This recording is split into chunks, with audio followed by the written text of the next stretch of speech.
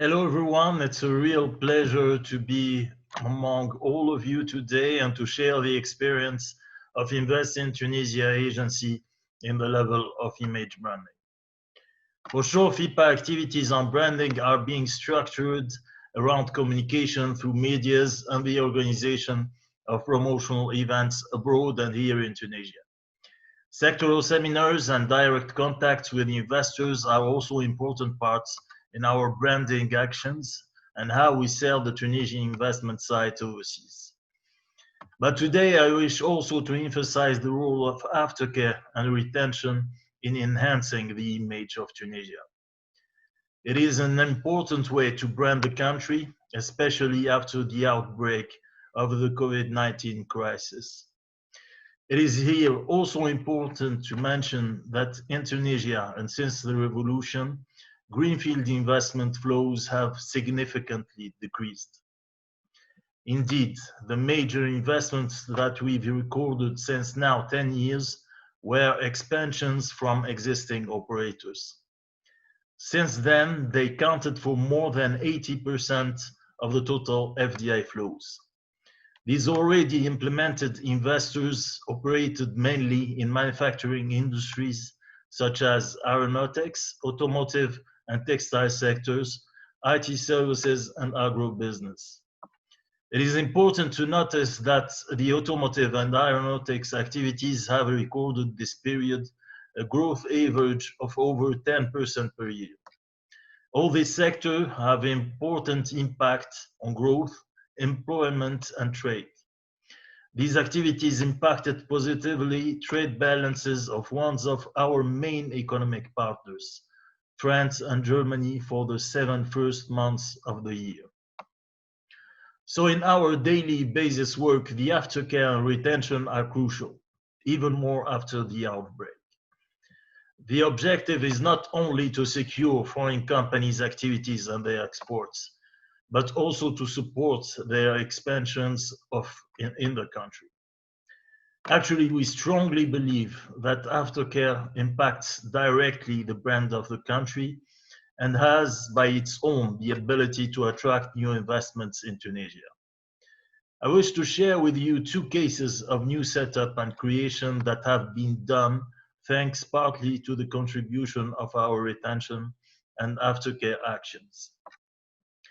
The first one is the expansion of the Japanese group Sumitomo, which is partly specialized in the automotive sector. Actually, the group is implemented in Tunisia since 2008. The presence of Sumitomo was now consolidated through a new creation investment of one of its branch, Sumitomo Electric Wiring Systems, with an investment of more than 20 million euros. FIPA contributed to this expansion through one-to-one contacts with group decision makers in Japan and by the organizations of prospect visits for their representative here in Tunisia. The second example is the expansion of one of the top specialists in the development of complex composite parts in aeronautics. It is concerning the French group Corse Composites.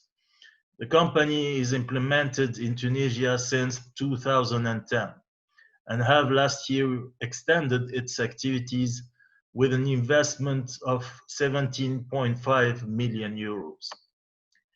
These two investment cases were made through our ability in taking care of existing foreign operators, thanks to the effective contribution of our partners here in Tunisia. So the retention and aftercare highly reinforced the image of the Tunisian investment site abroad and enhanced the visibility of its competitive assets in various sectors. That is to demonstrate the growing importance of aftercare and retention over recent years in Tunisia. That mainly shows the important trust demonstrated by the already implemented foreign investors for the country. Now, the second part of this intervention, where I wish to focus on the innovation parts of the Tunisian brand that we now wish to consolidate even more.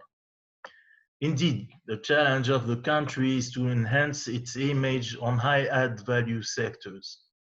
Our good rankings on the most important reports that are dealing with innovation and the already presence of a strong innovative ecosystem help to reinforce this image. Tunisia is, for instance, ranked as the first innovative country in North Africa by the last Global Innovation Index. Moreover, and thanks to its new legal framework, the Startup Act law, Tunisia enters few weeks ago on the top 30 most attractive countries worldwide for startups. Actually, and due to its efficiency, this law inspired some African countries, such as Senegal and Ghana, that are searching to develop more efficiently their startup ecosystems. The post-COVID-19 brand of Tunisia will be definitely driven by the brand of innovation. The main strength of the country, still the skills of its human resources and their ability to innovate and to perform internationally. That had been shown recently in the beginning of the COVID-19 crisis, when startups and young people have demonstrated their ability to face the outbreak with a new brand solutions related mainly to artificial intelligence, robotics, 3D conceptions, and so on. So it is now the real challenge of Tunisia: how to position the site as an innovative destination with competitive costs. We strongly believe in our youth and in our innovative ecosystem composed by both Tunisian and foreign companies to participate to reinforce the branding of the country. Hopefully, the positioning of the Tunisian site in this period will help to attract the new opportunities that the crisis will generate.